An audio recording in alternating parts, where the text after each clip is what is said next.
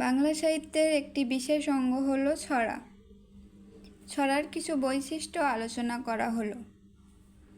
ছড়া মূলত শিশুতোষ রচনা। কোনো বার্তা বা মনোভাব প্রকাশের জন্য ছড়া রচিত হয়।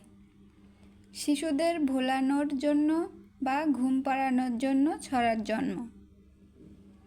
শিশুর প্রলাপের মতো ছড়াগুলোও অনেক সময় অর্থহীন হয়।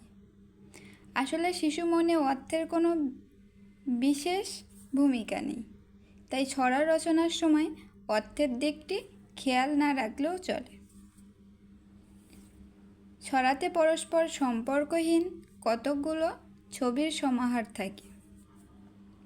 শিশুর সদা চঞ্চল মনের মতো ছড়ার কথাগুলো এলোমেলো হয়। ছড়াগুলো মূলত মৌখিক আবৃত্তি করার জন্য, সেজন্য এমন শব্দ ছড়াতে প্রয়োগ করা হয় যা শুনতে ভালো লাগে এবং সহজে মনে থাকে। পরিশেষে বলা যায় যে শিশু মনের প্রকৃতি সকল যুগে সকল দেশে একই রকমের, তাই সব ভাষাতেই ছড়ার ভাণ্ডার যথেষ্ট সমৃদ্ধ।